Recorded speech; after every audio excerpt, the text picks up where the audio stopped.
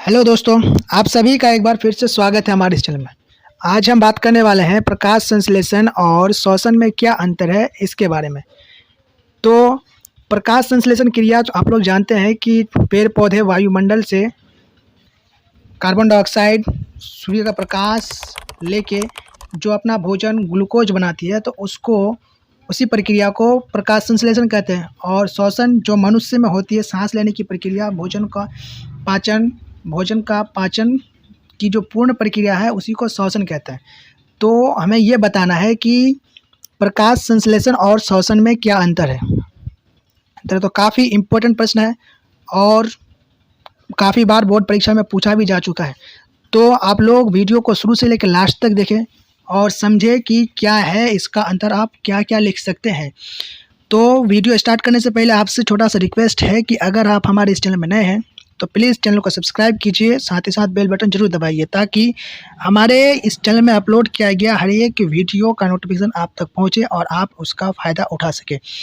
तो स्टार्ट करते हैं। तो इसका जो प्रकाश संश्लेषण और श्वसन में जो अंतर होगा, आप अंतर इस तरीके से लिख सकते हैं। जो प्रकाश संश्लेषण की क्रिया जो होती है, प्रकाश संश्लेषण क्रिया में आप लोग जानते हैं कि प्रकाश संश्लेषण की क्रिया केवल पेड़ पौधों में होती है, यानी स्वपोषी जीवों में होती है जो अपना भोजन खुद तैयार कर पाती हैं। तो ये कह सकते हैं कि प्रकाश संश्लेषण की क्रिया में भोजन का निर्माण होता है। प्रकाश संश्लेषण की क्रिया में भोजन का निर्माण होता है। पहला तो ये हो गया प्रकाश संश्लेषण का। और उसी के विपरीत अगर श्वसन में उसका बोले तो भोजन का ऑक्सीकरण होता है श्वसन में। ऑक्सीकरण मतलब भोजन का पाचन होता है श्वसन में। इसमें प्रकाश संश्लेषण में भोजन का निर्माण होता है और श्वसन में प्रकाश का ऑक्सीकरण होता है, यानी उसका पाचन होता है। उसके बाद दूसरा पॉइंट अगर आप लिखना चाहें तो दूसरा पॉइंट आप इस तरीके से लिख सकते हैं कि ग्लूकोज का निर्माण होता है प्रकाश संश्लेषण। आप लोग को अभी मैं बताया कि प्रकाश संश्लेषण के बाद पेड़ पौधे जो होते हैं, जो स्वपोषी जीव होते हैं, वो अपना भोजन ग्लूकोज बनाते हैं। तो ग्लूकोज का इसमें निर्माण होता है।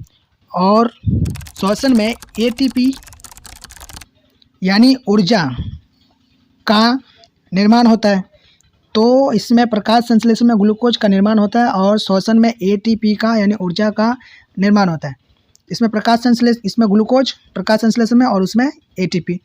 उसके बाद तीसरा पॉइंट अगर आप लिखना चाहें तो तीसरा पॉइंट आप इस तरीके से लिख सकते हैं कि इसमें आप लोग जानते हैं प्रकाश संश्लेषण में कार्बन डाइऑक्साइड पेड़ पौधे वायुमंडल से लेने के बाद प्रकाश संश्लेषण की क्रिया होती है। तो इसमें इसका मतलब ये हुआ कि इसमें कार्बन डाइऑक्साइड आवश्यकता है, इसमें कार्बन डाइऑक्साइड का उपयोग होता है। लेकिन इसके विपरीत अगर हम बात करें श्वसन में, तो कार्बन डाइऑक्साइड हम श्वसन की क्रिया में छोड़ते हैं यानी त्यागते हैं। तो इसमें क्या हुआ, इसका उपयोग होता है। और प्रकाश संश्लेषण में कार्बन डाइऑक्साइड का उपयोग होता है यानी CO2 का, और श्वसन में इसका त्याग होता है कार्बन डाइऑक्साइड का। अब बात करते हैं चौथा पॉइंट का। तो चौथा पॉइंट आप लोग जानते हैं इसी के विपरीत कि प्रकाश संश्लेषण में जो होता है ऑक्सीजन का त्याग होता है, यानी पेड़ पौधे प्रकाश संश्लेषण की क्रिया के फलस्वरूप ऑक्सीजन छोड़ते हैं।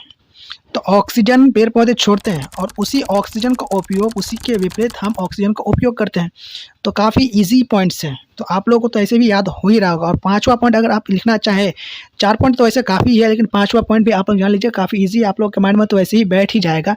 तो पांचवा पॉइंट आप लोग इस तरीके से लिख सकते हैं कि प्रकाश की आवश्यकता होती है। प्रकाश संश्लेषण के लिए प्रकाश की आवश्यकता होती है। आप लोग को ये पता है कि प्रकाश संश्लेषण की क्रिया जो होती है वो केवल दिन के समय में ही संभव है, रात के समय में नहीं। और इसका कारण यही है कि सूर्य प्रकाश की उपस्थिति होनी चाहिए।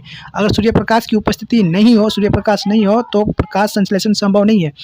तो इसका मतलब ये हुआ कि प्रकाश संश्लेषण में सूर्य प्रकाश आवश्यकता है। और इसके विपरीत अगर बात करें श्वसन में, तो सूर्य प्रकाश की कोई आवश्यकता नहीं है कि हम सांस लेंगे तो सूर्य प्रकाश का होना ही जरूरत है। आप लोग जानते हैं रात है फिर भी आप सांस लेते हैं, दिन है फिर भी आप सांस लेते हैं। अगर आप रात में सांस ना लें तो आप तो जिंदा भाई रहेंगे ही नहीं। तो उम्मीद करते हैं कि आपको समझ में आ गया होगा। तो मिलेंगे फिर अगले वीडियो में, तब तक के लिए bye bye and thank you.